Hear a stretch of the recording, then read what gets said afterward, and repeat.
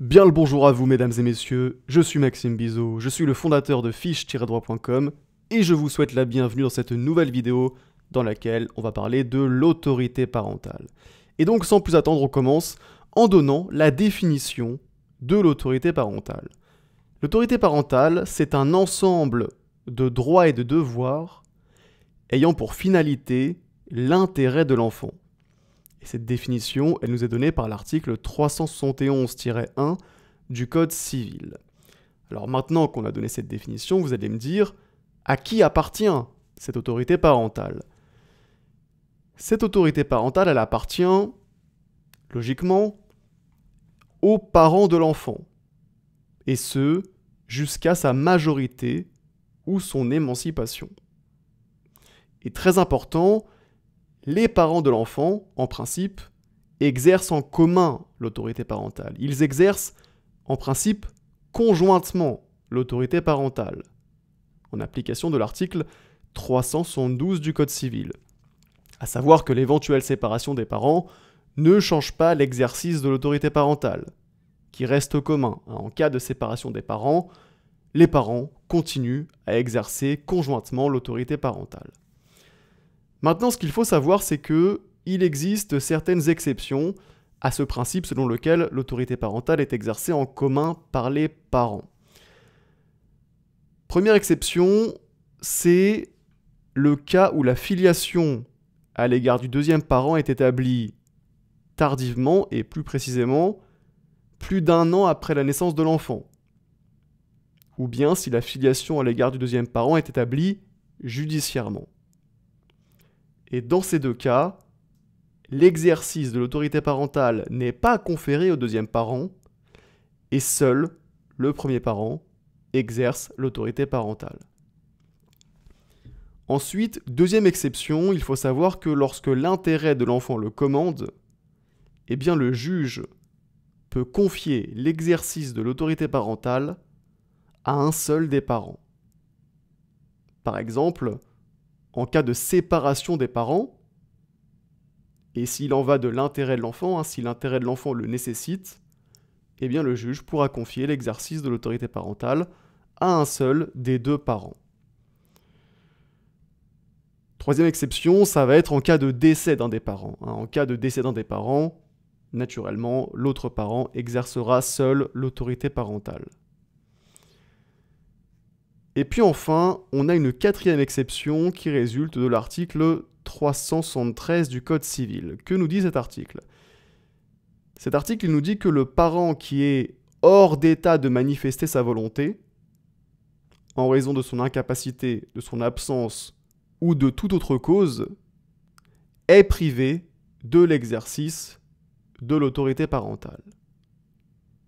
Donc ce qu'il faut que vous reteniez impérativement, c'est hors d'état de manifester sa volonté. Le parent qui est hors d'état de manifester sa volonté, ça peut être en raison de son incapacité, ça peut être en raison de son absence ou de toute autre cause, comme par exemple en cas de maladie grave, en cas d'incarcération, etc., etc. Eh bien, ce parent est privé de l'exercice de l'autorité parentale en application de l'article 373 du Code civil. Et dans un tel cas, l'autre parent exercera seul l'autorité parentale. Ceci étant dit, on va maintenant voir ensemble quel est le contenu de l'autorité parentale. Quels sont les attributs de l'autorité parentale? Il faut savoir que les attributs de l'autorité parentale sont de deux ordres. Certains attributs concernent la personne de l'enfant et les autres concernent les biens de l'enfant. On va d'abord s'intéresser aux attributs de l'autorité parentale qui sont relatifs à la personne de l'enfant.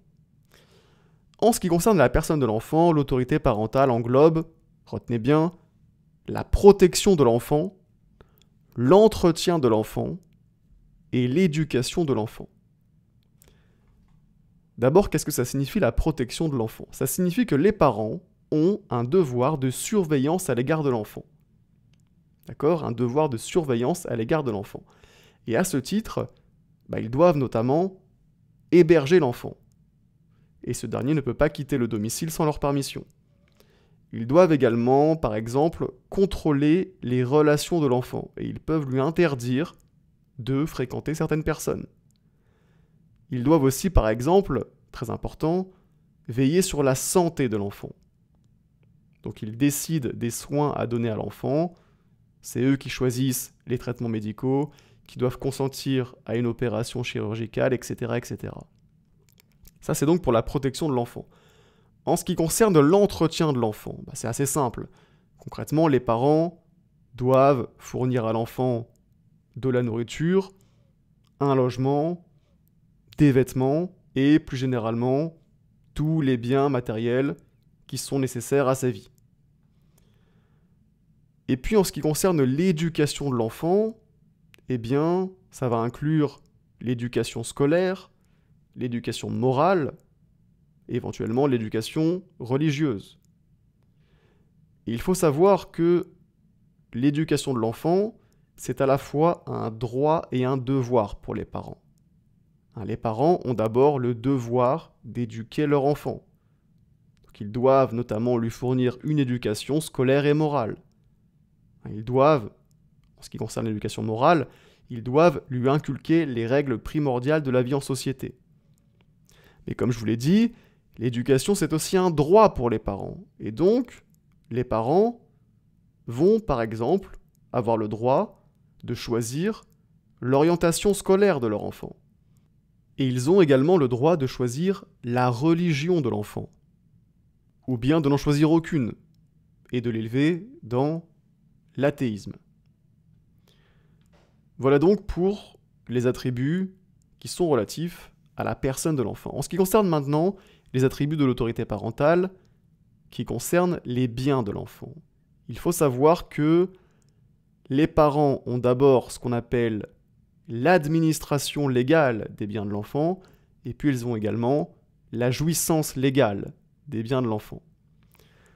En ce qui concerne l'administration légale des biens de l'enfant, les parents ont donc l'administration légale des biens de l'enfant.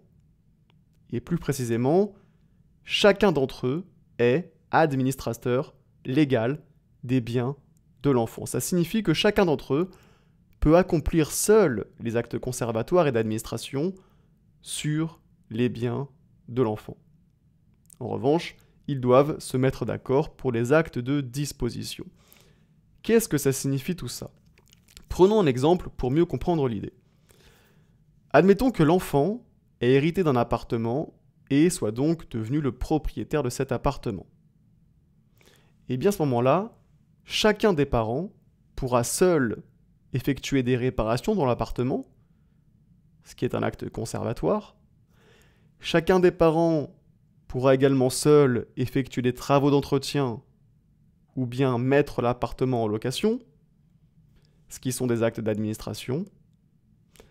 En revanche, les deux parents devront s'entendre pour vendre l'appartement, ce qui est un acte de disposition. Voilà donc pour l'administration des biens de l'enfant. Et comme je vous l'ai dit, les parents ont également un droit de jouissance légale sur les biens de l'enfant. Qu'est-ce que ça signifie? Ça signifie concrètement qu'ils peuvent percevoir et s'approprier les revenus qui sont générés par les biens de l'enfant.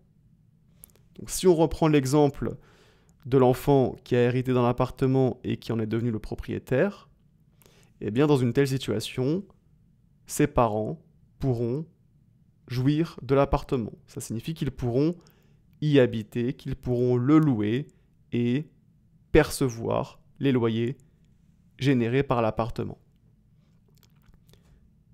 Et sur ces bonnes paroles, cette vidéo sur l'autorité parentale est terminée.